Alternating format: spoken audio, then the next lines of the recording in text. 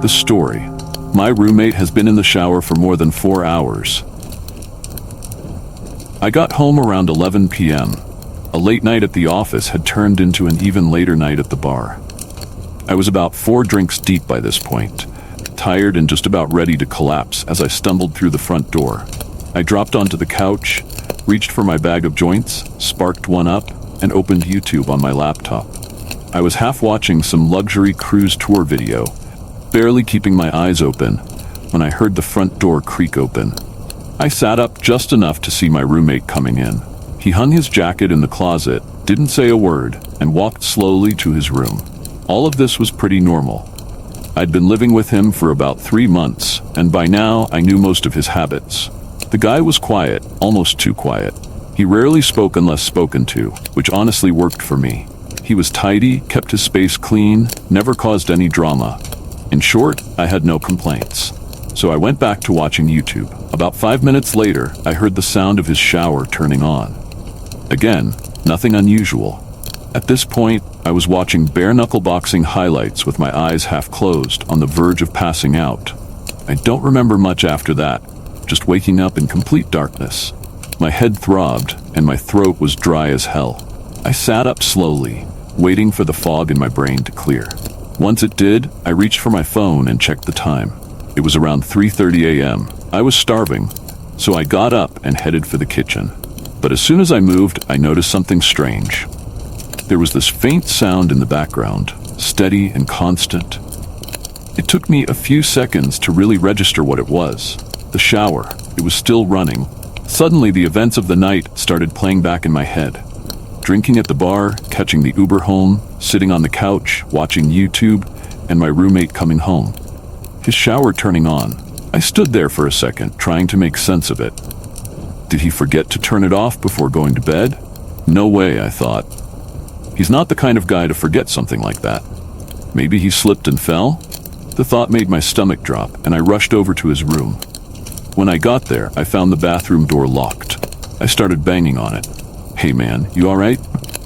No answer. I considered kicking the door down, but decided to call 911 first. I pulled out my phone and was about to dial when I noticed an unread text. It was from my roommate. "Hey man, couldn't sleep, so I went to my girlfriend's place. Not sure when I'll be back." The message was sent 2 hours ago. I stared at my phone, then at the locked bathroom door. Something was off. Way off.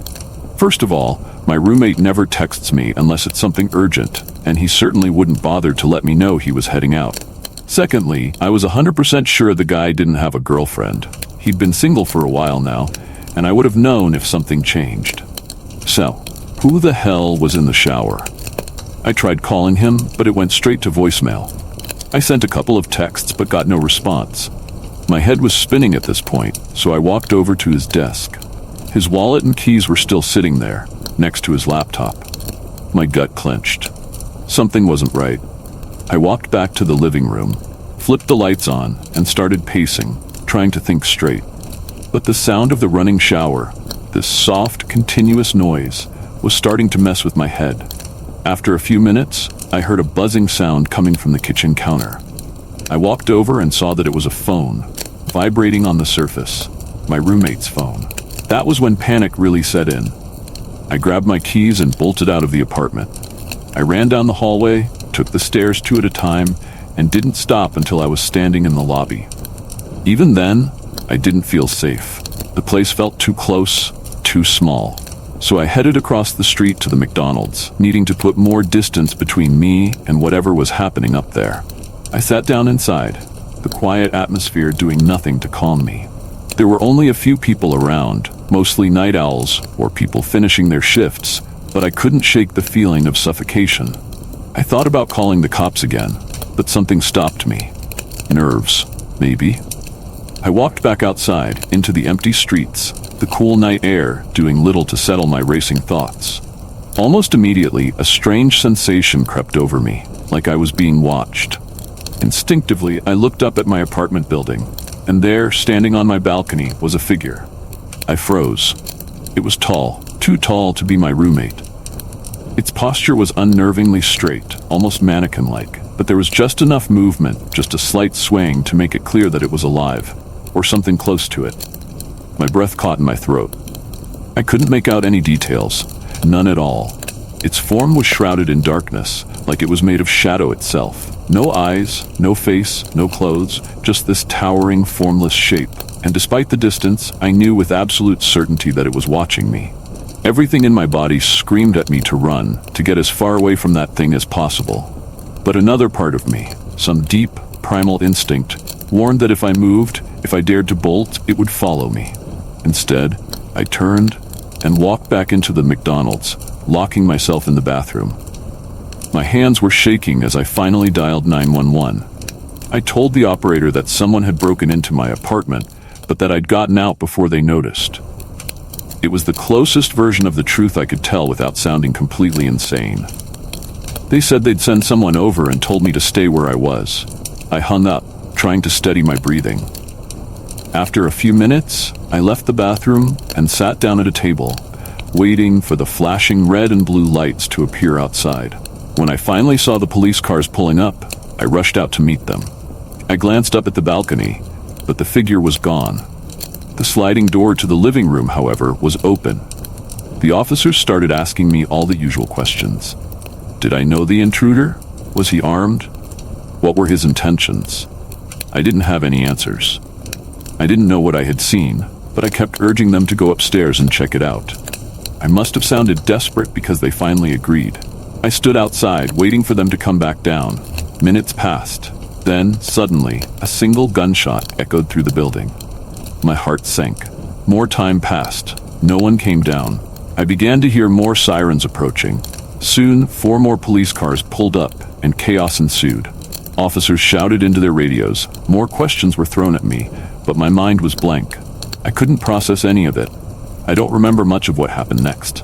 The building was evacuated. Tenants were ushered out in confusion, and I heard scattered gunshots and muffled screams coming from inside. None of it made sense. At some point, I was pushed into the back of a police car. They drove me to the station and led me into an interrogation room where 2 men in plain suits were waiting. They didn't introduce themselves. Instead, they immediately launched into a series of questions that left me feeling cold. What company did your roommate work for? What kind of job did he have? How many people have been inside your apartment since he moved in? Have you ever heard voices between midnight and 3 a.m.? Voices that didn't belong to your roommate? Have you ever seen tall figures outside your apartment late at night? The strangest one came last.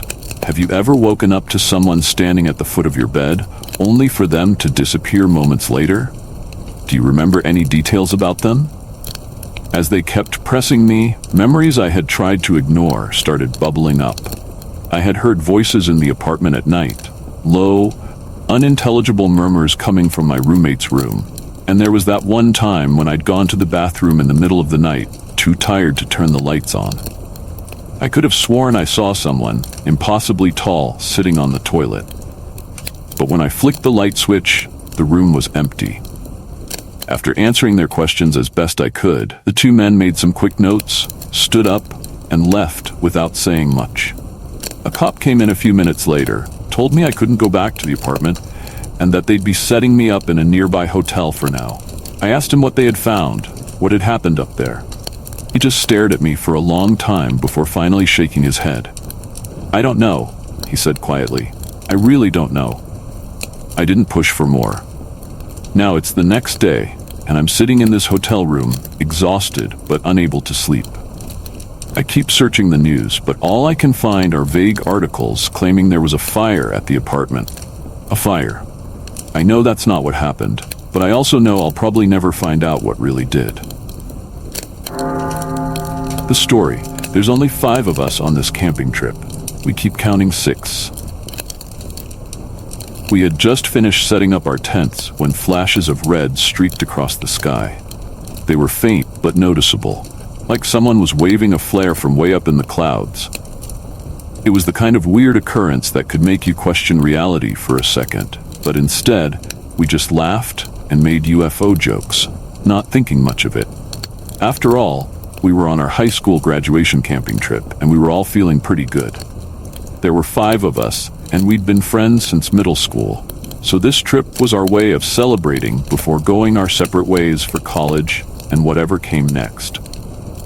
Dave, always the fastest, finished setting up his tent first and said he was heading out to find some branches for the fire. As he left, I remembered how we worked the night shift together at the gas station last summer. Those nights were long and boring, but we made the most of it, telling stories and goofing off between customers. Dave had this laid-back confidence about him, always knowing what to do in situations like this. Eric, on the other hand, was still fumbling with his tent. He had his signature round glasses on, and I could see him flipping through the tent instructions, muttering under his breath. Eric was the brainy one, always with his nose in a book, but also kind of socially awkward. We weren't super close, but I did remember that one time in math class when I copied his homework. Then there was Ava, who was chatting away with Sally, my cousin. Ava and Sally had teamed up to work on one tent at a time, and they were making good progress. I had a lot of memories with those two, hanging out at school, going to the same parties. Ava's younger brother used to tag along with us, begging to be included. But tonight, it was just us 5. I was sure of it. As we set up the foldable chairs around the fire pit, the flashes of red had suddenly stopped. The sun was beginning to dip behind the trees, and the temperature was dropping fast. Eric went to grab a flashlight from his bag while we joked about Dave taking his time with the firewood. A few minutes later, the bushes rustled, and Dave returned, arms full of branches. "Geez, you guys couldn't even save a chair for me?" he joked, dropping the wood into the fire pit. I froze for a moment, staring at the 5 chairs surrounding the fire. Every chair was occupied, yet Dave hadn't sat down. My mind struggled to grasp what was wrong. There were only supposed to be 5 of us, but there were 6 people sitting there. As I tried to focus on this unsettling detail, it felt like my brain was short-circuiting. My thoughts were clouded, like someone was reaching into my head and pulling my reasoning away. I could barely think straight, and my heart started racing. That's when I realized something even worse. The forest had gone completely silent. Eric was fiddling with his fingers, nervously scanning the group as if trying to pinpoint the extra person, but it was impossible. Every face was familiar. Dave, Ava, Sally, Eric, all of them. Except, I couldn't quite place the face of the 6th person. "It's okay, I'll get my own chair," Dave finally said, breaking the silence. The tension loosened for a moment, but I still couldn't shake the gnawing feeling in my chest. I got up to help Dave find another chair, though it made no sense since we only brought 5. As we walked toward the tents, I whispered, "How many people are here?" Dave paused, glancing back at the fire. 5, right? There's 5 chairs. "No, Dave," I whispered, trying to push past the fog in my head. "There's 6 people sitting there. We didn't bring an extra chair." Dave's face paled. "Maybe one of us forgot. Brought an extra by mistake." I nodded, not because I believed him, but because I needed something to cling to. My head was throbbing, and I couldn't make sense of anything. We walked back to the fire pit, and this time 2 chairs were empty. One for me, and one for Dave. Everyone seemed to relax as if the strange moment had passed, but deep down, I knew it hadn't. Sally suggested we were probably just tired after the hike and needed sleep. It was true, we had woken up at the crack of dawn to make it to the campsite, and we hadn't stopped moving since. Ava pulled out a 6-pack of drinks, and we settled into our chairs, warming ourselves by the fire and reminiscing about high school. But I couldn't stop the uneasy feeling creeping up inside me. The fire crackled, and Ava was in the middle of telling us about a creepy night she spent alone at home when a cold realization hit me. "Who started the fire?" I blurted out, interrupting Ava mid-sentence. Everyone turned to look at me, their expressions shifting from annoyance to confusion. "What do you mean?" Dave asked. I scanned their faces, trying to remember. "None of us started it, did we?" There was silence. Then Eric spoke up. "Wasn't it you, Dave?" Dave shook his head slowly, eyes wide. "No, I don't think I did." "The person standing behind Jenny did it," Sally whispered, her voice trembling as she stared behind me. My heart slammed against my ribs as I whipped around, but there was no one there. Just the dark, looming trees surrounding our camp. The forest felt like it was closing in on us. "Wait, I don't know," Sally stammered, shaking her head as if she couldn't trust her own thoughts. Ava, her voice shaking now, said, "We should leave. Something's not right." Dave agreed, his face drawn tight with worry. But Eric pointed out the obvious. It was too dark to navigate through the forest now. If we tried to leave, we'd get lost, and who knew what might be out there in the pitch-black woods. "We'll leave at dawn," Eric suggested, and we all reluctantly agreed. "Let's not sleep in our separate tents," Sally added, "just to be safe." It was a good idea. We had single-person tents, but we could squeeze 2 people in each if we had to. None of us wanted to be alone tonight. We paired up, Dave and I, Sally and Ava. Eric would have to sleep alone, which made me feel uneasy, but he insisted he was fine. We all gathered around to set up our tents close together, arranging them so their openings faced inward, forming a tight U-shape. It was the only way we could feel somewhat safe. As the others worked outside, I stayed in my tent with Dave, my head still throbbing. The tension had eased slightly, but there was still an oppressive weight hanging in the air. Before going to sleep, I peeked out of the tent. The forest beyond our clearing was shrouded in darkness. The moonlight barely illuminated the swaying branches, and for a second, I thought I saw someone standing near the edge of the trees.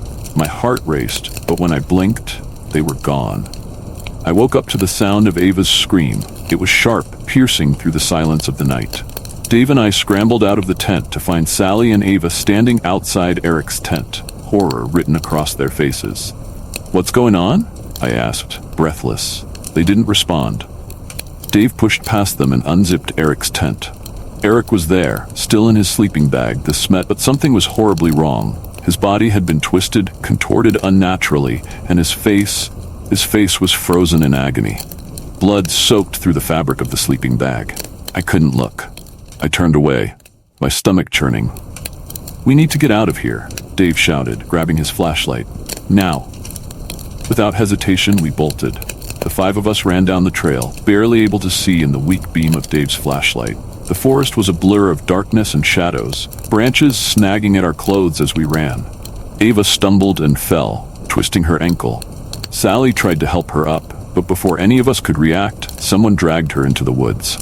We barely had time to scream before Ava's cries were swallowed by the trees. Sally broke free of Dave's grip and ran after her, calling out Ava's name into the darkness. I wanted to follow, but Dave grabbed my arm. "We have to go, Jenny. We have to leave."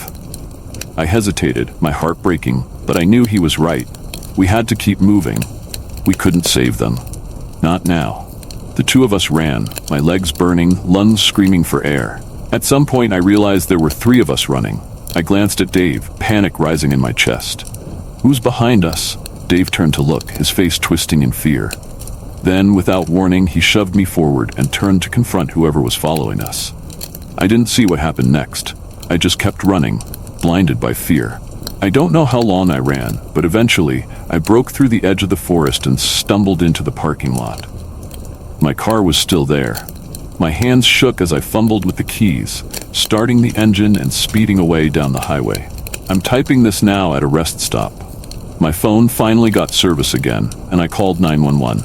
They didn't seem to believe me, but they said they'd send someone. The sun is rising now, and I'm feeling a little calmer.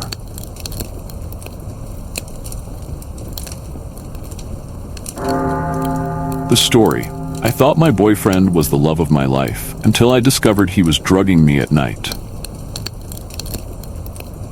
Lately, I've been waking up still exhausted. Even if I went to bed early, I'd wake up feeling like I haven't slept in days. Trying to get out of bed for work was almost impossible, which was strange for me because I was always a high-energy sort of person. A few hours of sleep and I was always good to go. I was at a loss as to what was happening. After a barrage of tests, even my doctor couldn't find anything wrong with me. The only recent change in my life was my boyfriend, who had moved in, and I was sharing a bed for the first time in my life. Steven was the first love of my life, and this was my first serious relationship. I didn't want to spoil things by making him sleep in the spare room. I liked having Steven around. He made a real fuss over me, and he would bring me chamomile tea every night before bed. The pain in my hip was sharp and pulsated up the right side of my body. I jumped from my bed and nearly collapsed to the floor as I struggled to get to the bathroom.